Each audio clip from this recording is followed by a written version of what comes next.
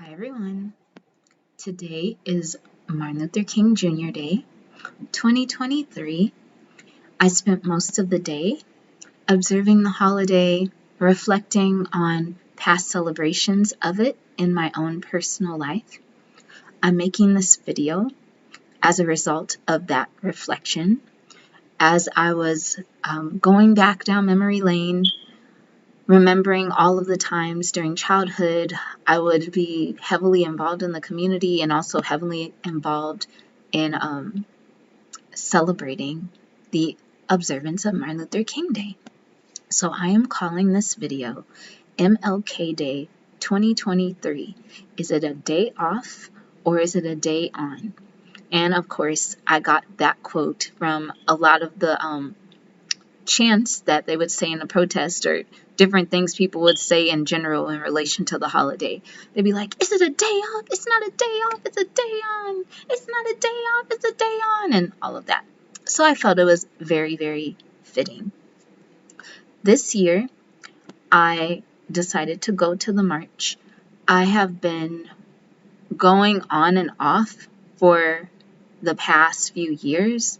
I used to go more consistently, but as I matured and decided to make different decisions for myself, I kind of waver in my attendance. So this year, I'm really glad that I went. I almost did not go because it was raining, but I decided to go, and I learned a lot of valuable lessons today.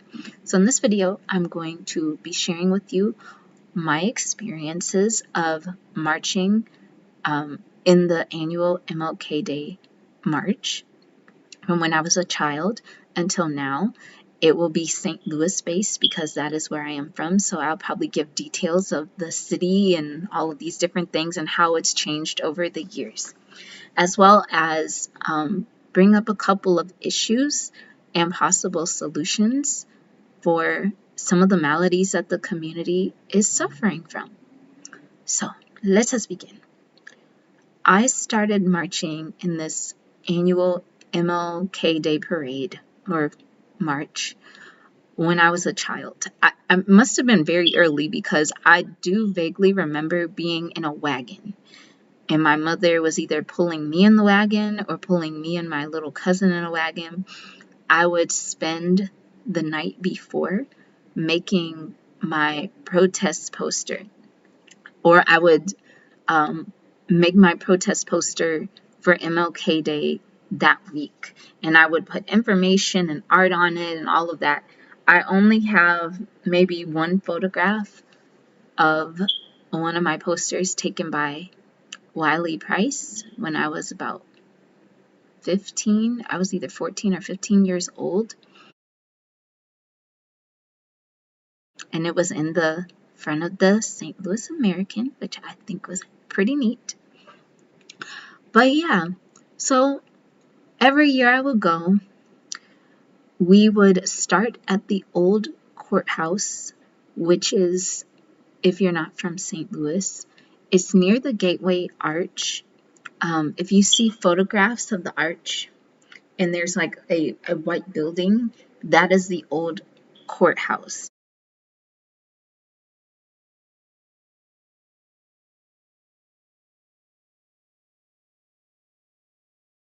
There's always been a lot of controversy surrounding the old courthouse. A lot of people don't like it because, it also served as an auction block.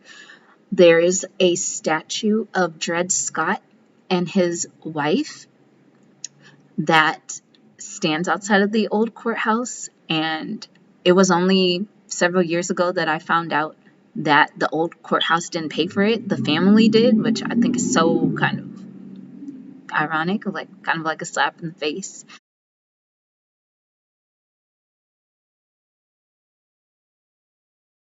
But every year, before the actual march starts, everybody meets at the old courthouse. And at the old courthouse, there's speakers, there's politicians. There will be so many politicians at these events, like, I swear to God.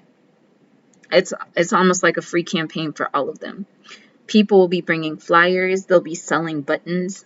I had a couple of buttons that I wore on my coat that I actually had more buttons, but I collected the buttons throughout the years to showcase, my support for the observance.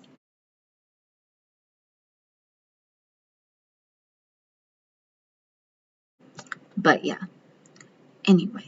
So I remember one year we were at the old courthouse and former Mayor Francis Slay was speaking and they booed him. Or was I there? Maybe I wasn't there. But the year I was not there, I think that's when they booed him. And I just thought that was so funny.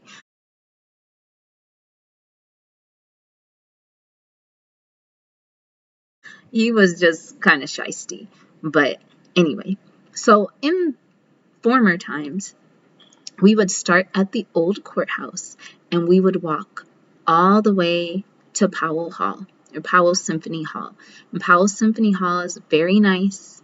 It had a lot of seats. They would have music. They would have lectures, speakers, and all of that. It was a very classy event.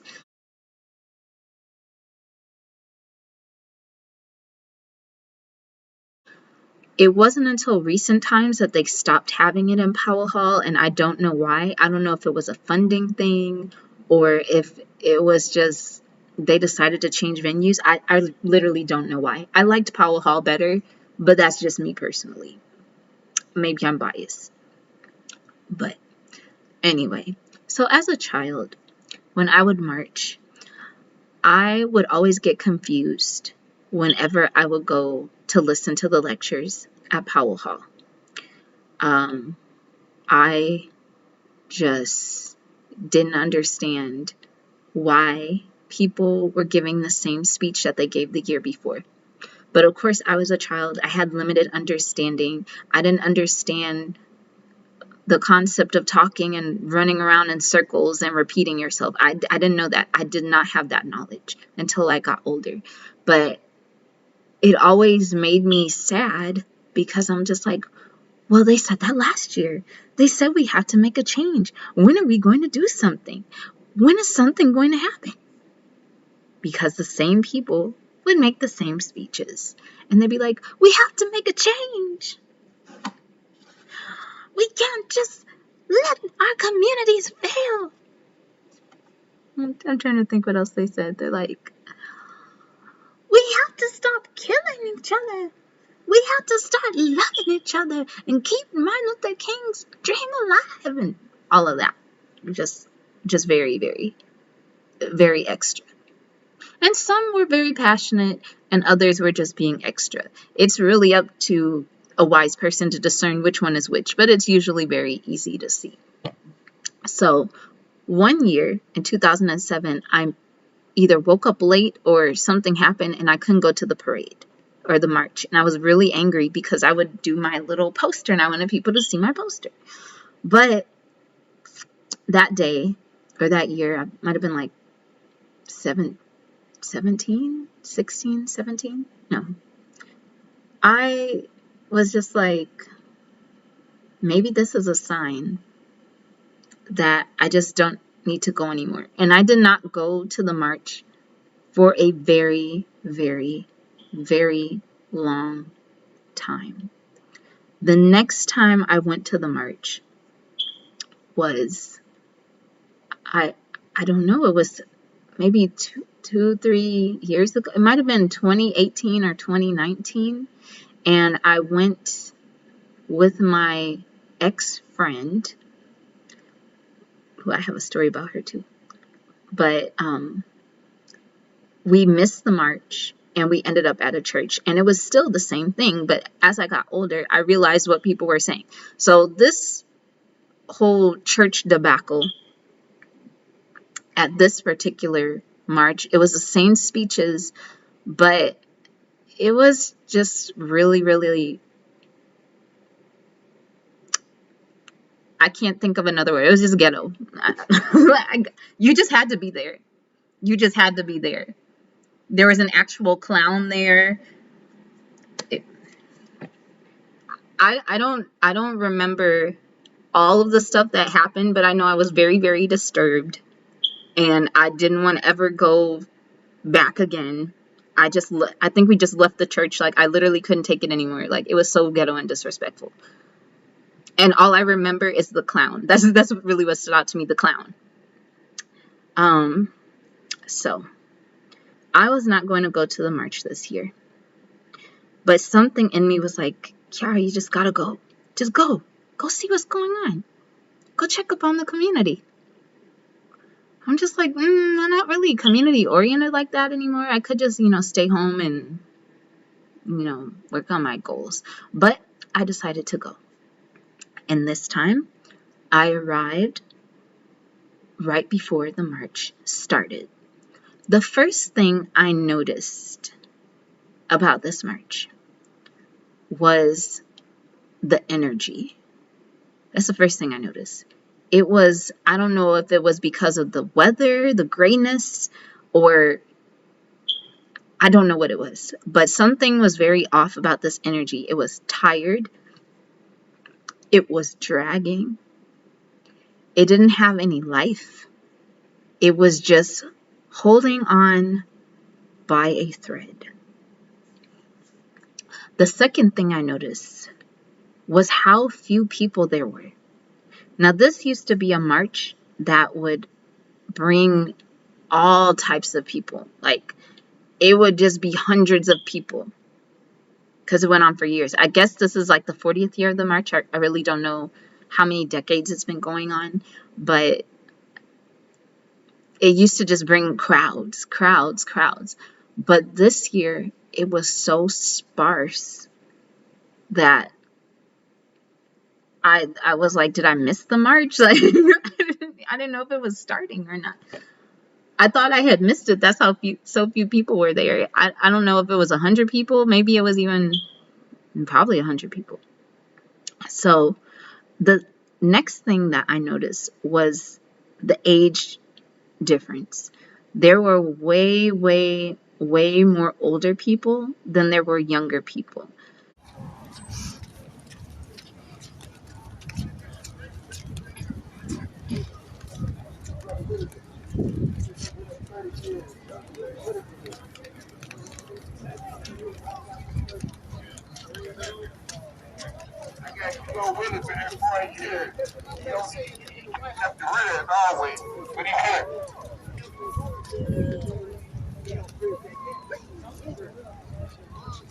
Like this gonna be it for us right now.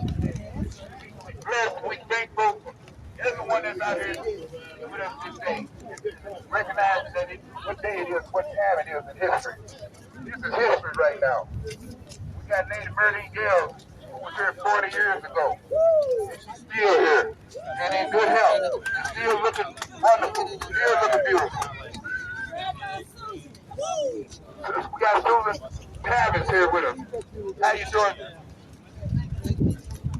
How you doing, Rabbi Tavis? Thank you very much.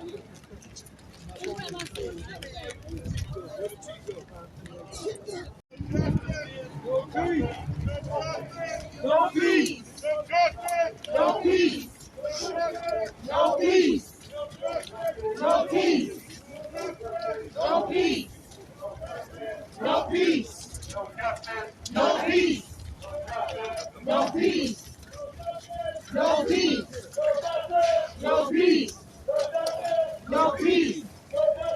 No peace. No justice. No justice. No peace. No peace. No peace. Can't take it no more. Can't take it no more. Can't take it no more. Can't take it no more. Can't take it no more. Can't take it no more. You didn't have a lot of 20-somethings. I didn't see a lot of 30-somethings. I saw mostly like 50 and older and children. I would even say mid to late 40s. But yeah, mid to late 40s, 50s and older, and children. Hardly any teenagers, hardly any 20-somethings, and hardly any 30-somethings. There were news people there. Even the way we were walking and marching, didn't really have any life or fire. It was just like we were there just to be there, just to keep it alive because it was a tradition. Some things people just do just because, just to keep the tradition alive. Even if they don't want to do it, they do it anyway, just to keep the tradition alive. And I think that is what this march has become. You'll have a handful of people who are still holding on, still passionate about the message that the march is supposed to represent, and, remembering the work of people in the civil rights movement. But yeah, so I'm walking, I'm looking. The man in the megaphone was chanting like, "No justice, no peace, no justice, no peace," and like it wasn't like a passionate chanting. It wasn't like a passionate protest. It was just calm. Not that there's anything wrong with calm, but I just didn't feel the fire that you would feel in a march. I didn't feel something. Something was missing, and I can't put my finger on it. We marched to Grand from the old courthouse. We ended up at Grand Arts Center, which is basically kind of across the street from Powell Symphony Hall. So we marched the same distance as we did in the past, but to a different building, a smaller building.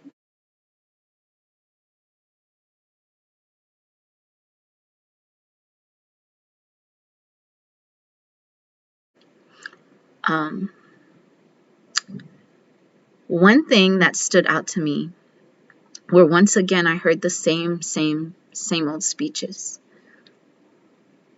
mostly from people of the past, mostly like the older crowd. They would stop us and talk to the crowd. So one man stopped us and he was basically talking about how far we've come, that we were marching in the rain like they did in the past, that we can't give up hope. But once again, I haven't heard really any solid solutions. I've heard we have to stop killing each other. We have to deal with like racism.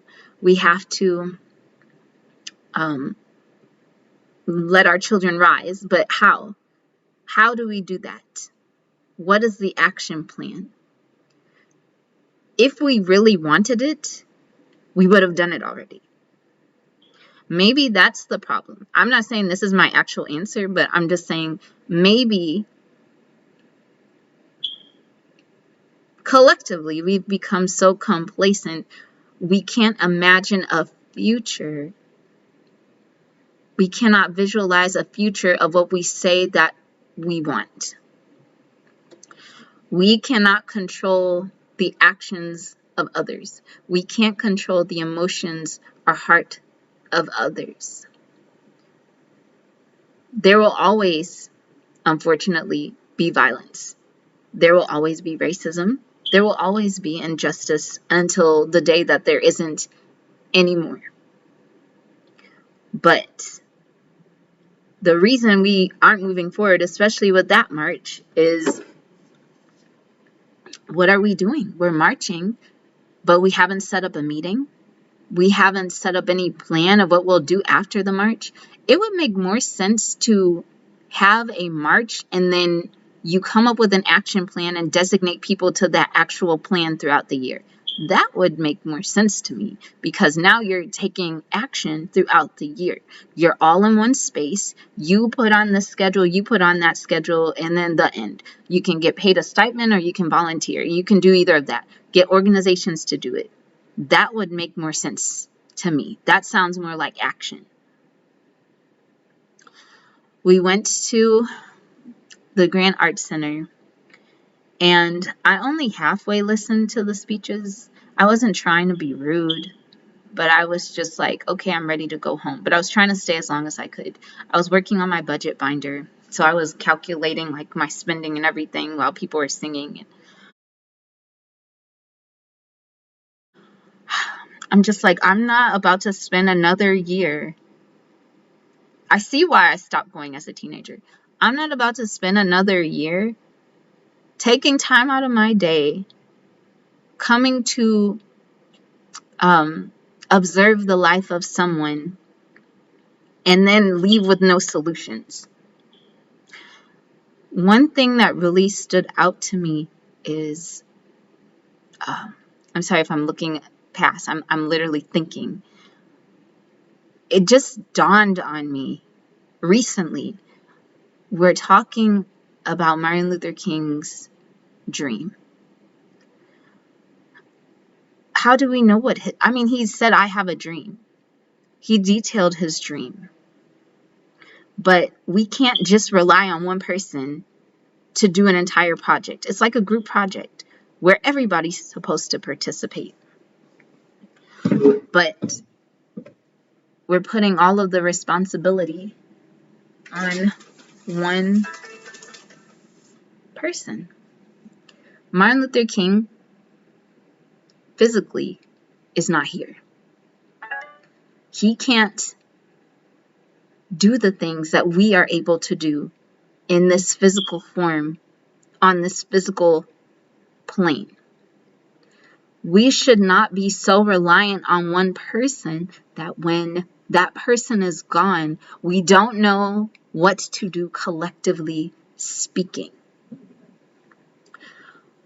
One solution I would say is developing leadership roles. Some people feel that there can only be one leader, and I feel that's just going to end you up in circles again. We all have to take some type of personal accountability to ourselves and to the community. We can't just wait on one community organization. We can't just wait on one person to do something. We have to somewhat learn how to morally govern ourselves and act accordingly to get these solutions. When somebody sees a problem and they want something done, they're going to end up finding a solution in some way, shape, or form. That's why we keep talking about the civil rights movement, because yes, we did have laws passed and changed different things, but I still feel we're saying the same thing. Maybe because we're going through the same thing, but I just want more. I just want more. Another thing I noticed is that there was a lot of prayer, which I think is good, but I feel, well, Dr. King was a Baptist, so I feel it was more religiously oriented towards like the Christian faith, but of course he was a Christian, so I could see why that would be. But I thought it was supposed to be like an interfaith thing, but they were talking as if everybody there were just Christians. There might not have been some Christians there. There could have been a Buddhist there. There could have been a Wiccan there. There could have been anybody there. They weren't all Christians, but it was almost like those groups of people were ignored, even though Dr. King was friends with like a Jewish man in the past, a rabbi, and different things. But I'm like, if you're going to say interfaith, then make it interfaith. If that's what interfaith means. Let me look up the meaning of interfaith. But how can I get something done if I'm putting you over here and putting you over there and putting you over there? Is this too much going on at the same time? It's giving me that it is a day off, and it's never been a day on, but that's just me personally. When has it ever been a day on? Except when people were actually doing something. Interfaith dialogues refers to cooperative, constructive, it's an interfaith dialogue. Interfaith dialogue refers to cooperative, constructive, and positive interaction between people of different religious traditions and or spiritual or humanistic beliefs at both the individual and institutional levels. We can't move far if we're in these cliques. We can't move far if we're in this whole classism thing in the community.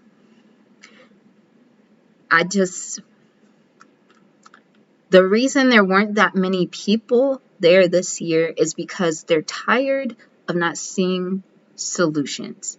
They also probably saw a lot of hypocrisy from the elders. You had elders that have been down for the cause since day one. They're A1 since day one. And then you've had others that have just been sly, calculating, and manipulative, stealing money and preying upon people in the community. So I can see why every year it's dwindling, because the young people aren't coming and the older people are dying. And everybody there is just holding on to a tradition, trying to keep it alive. One thing I do like about the march is it is one of the few marches where people come together for something peaceful. Usually, when there's marches somewhere, it's to protest against something. It's because people are angry, usually rightfully angry about something, but there's really few marches celebrating something or celebrating someone and everybody's together and acting peaceful. This is one of the few events that can do that. I did meet one girl at this event. I don't know what her name was. It was this young white lady. She was from Minnesota. She's studying to be a chaplain. She just moved to St. Louis. And as I was showing her the different buildings while we were walking, it made me realize that even though we're talking about dreams and different things, one of the last things Dr. King was trying to focus on was poverty. And obviously, I can see this happening in my city. Like, the level of dilapidated buildings and potholes in the street and empty, vacant businesses in a downtown that's supposed to be active is atrocious.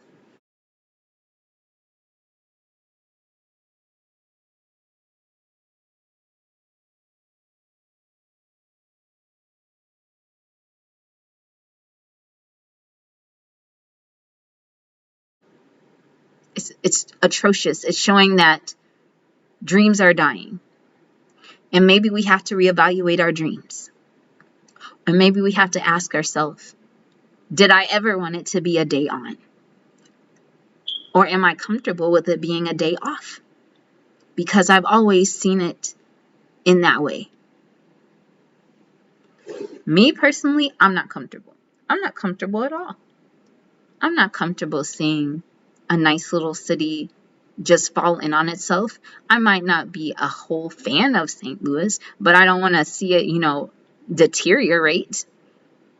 Because I have to live here and other children and people have to live here. Some people can't leave. Some people don't have the funds to leave. It's not fair that I should live in a place that's devolving in beauty when something can be done about it. But instead of waiting on a leader, we just need to become the leader. The reason it is still off is because we are not on. We haven't clicked our on buttons. Everybody thinks an on button looks the same. Everybody thinks they have to be like Dr. King or Medgar Evers or Malcolm X or Shirley Chisholm or something. You don't have to be in politics. Everybody does something in their own way. Look at Black history. You had dancers, you had singers, you had violinists, you had astronauts, educators. You have your on button somewhere in you. You might be a writer. You might be a parent. That's a very important job because you're raising a future citizen. Like, parenting is probably Actually, I would say parenting is possibly the most difficult and rewarding job in the world. You have to be selfless in order to raise a moral human being, you know? But we can't just be standing here twiddling our thumbs, waiting for something to happen, waiting for somebody to happen. Dr. King, he was just a pastor, just like any other pastor.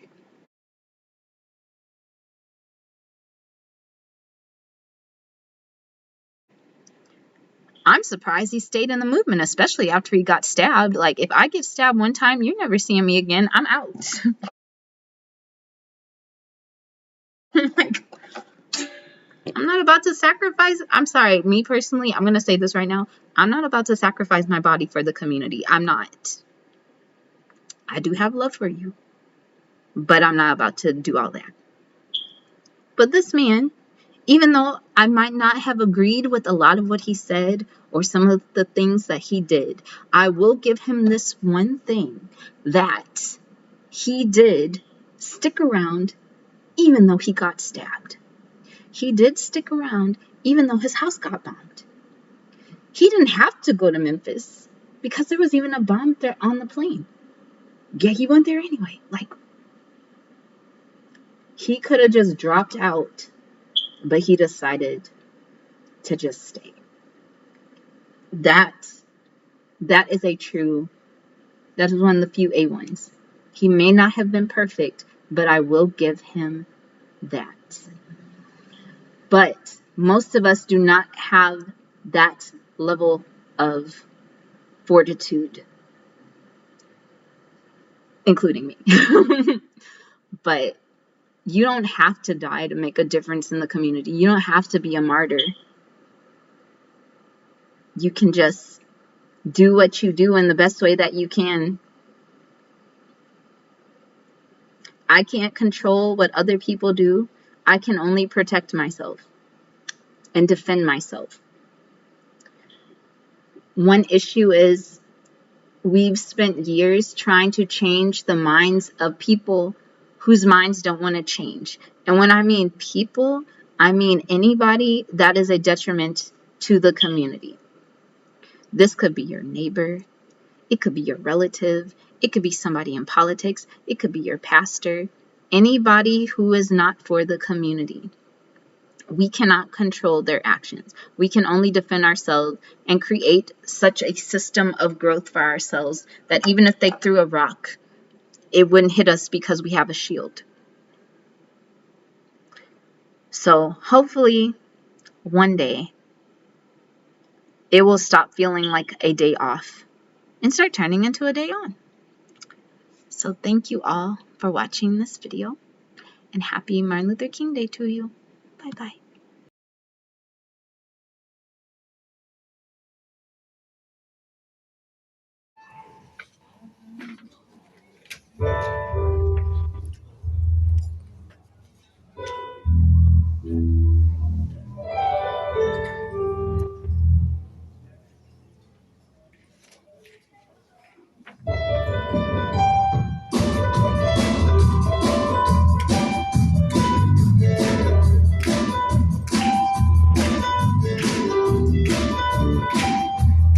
You did one.